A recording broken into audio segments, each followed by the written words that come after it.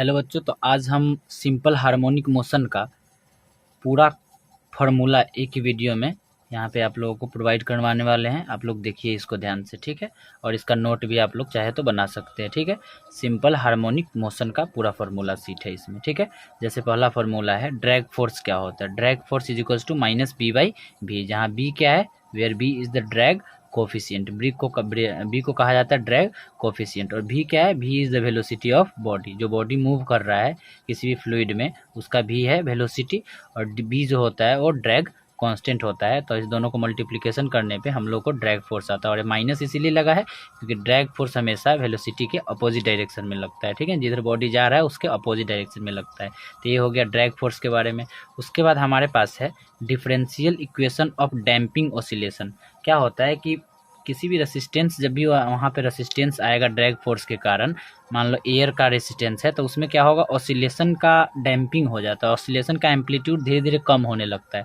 धीरे धीरे कम होता है तो हम लोग एक डैम्पिंग ऑसिलेशन का एक इक्वेशन बनाते हैं। जो मैथमेटिकल डिफरेंशियल इक्वेशन है वो है d square x by d t square b by m plus b by m into d x by d t plus k by m into x equals to zero, ठीक है। अब इस differential equation को जब हम solve करते हैं तो on solving this differential equation, mathematically जब इसको सोल्व कीजिएगा मैथ से, ठीक है, तो आप लोग को जो x मिलेगा वो x equal to a not ई पे power minus B T by two M sine omega dash T plus 5 मिलेगा, ठीक है। जहाँ x क्या है, x displacement from mean position है। किसी बॉडी का मीन पोजीशन से जो डिस्प्लेसमेंट होता है, मीन पोजीशन से डिस्प्लेसमेंट होगा वो है उस x, ठीक है।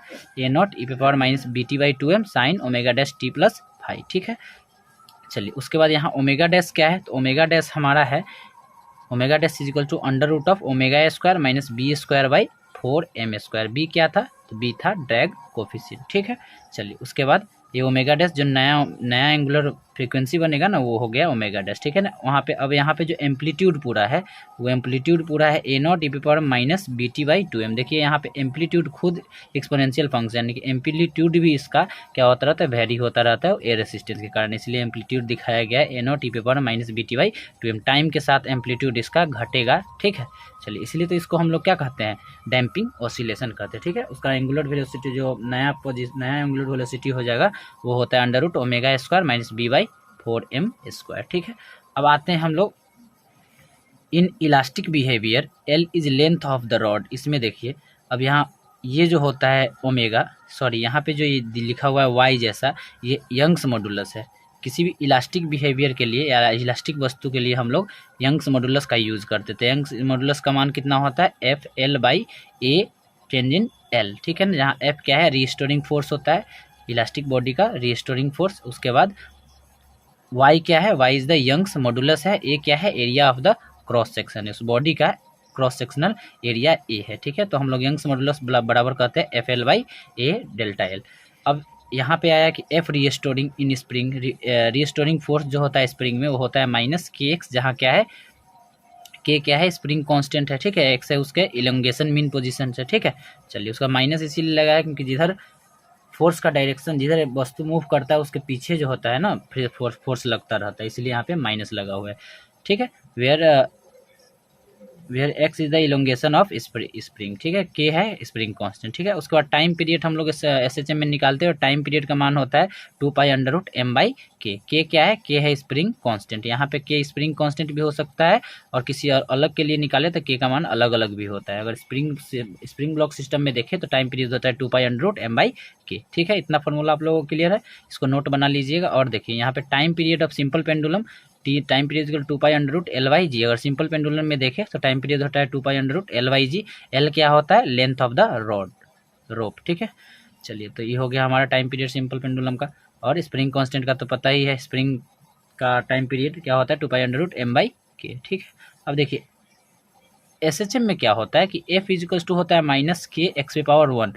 अगर ये कंडीशन कोई मूविंग बॉडी सेटिस्फाइड कर रहा है तो उसको हम कहते हैं SHM. To and fro motion भी हो रहा है और एफ जो है वो माइनस के एक्स के है, तो हम लोग कहते हैं कि यहाँ पे एसएचएम हो रहा है। जहाँ टाइम पीरियड क्या होता है, यहाँ पे जो टाइम पीरियड का फॉर्मूला देखिए आप, 2 pi under root 2 pi omega होता है, ओमेगा क्या होता है under root K by M, ठीक है। एंगुलर एसएचएम में वही फोर्स का हम लोग टॉर्क कह देते हैं, के तो के ही रहेगा, एक्स को हम लोग थीटा कहते हैं, ठीक है। और टाइम पीरियड एंगुलर पोजीशन में अगर आप लोग को निकालना है टाइम पीरियड 2π√I/k होता है, ठीक है। तो इतना फार्मूला आप लोग जल्दी से स्क्रीनशॉट लेकर के इसको क्लियर कर लीजिए, ठीक है। अब आगे हम लोग चलते हैं।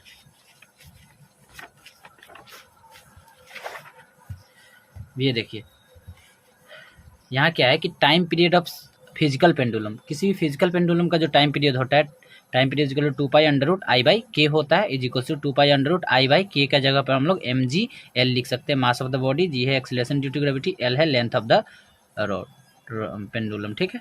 चलिए उसके बाद देखिए I is the moment of inertia, I क्या है यहाँ पे, मोमेंट ऑफ इनर्सिया, उस फिजिकल पेंडुलम का मोमेंट ऑफ इनर्सिया है अबाउट एक्सिस ऑफ रोटेशन, जिस एक्सिस के अबाउट रोटेशन कर रहा है उसके अबाउट उस बॉडी का मोमेंट ऑफ इनर्सिया है, ठीक है। एल क्या है, l is the distance from the pivoted point, जिस पॉइंट से वो पाइवेट है उससे हम लोग एल को डिस्टेंस कहते हैं, ठीक है ना।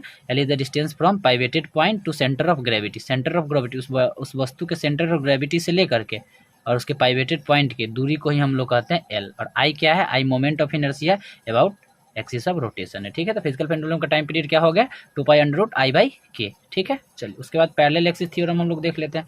पैरेलल एक्सिस थ्योरम क्या कहता है, पैरेलल एक्सिस थ्योरम कहता है कि आई अबाउट एनी एक्सिस, किसी भी अबाउट एक्सिस के अबाउट आप मोमेंट ऑफ इनर्शिया निकालिए किसी वस्तु का, वो बराबर होता है उसी बॉडी का सेंटर ऑफ मास के अबाउट जो मोमेंट ऑफ इनर्शिया होगा वो प्लस ma² के, ठीक है। ए क्या है, a is the perpendicular distance from the axis of rotation to centre of mass की एक्सिस, जो बॉडी के प्लेन के परपेंडिकुलर है, ठीक है। तो ये हो गया ए का मीनिंग।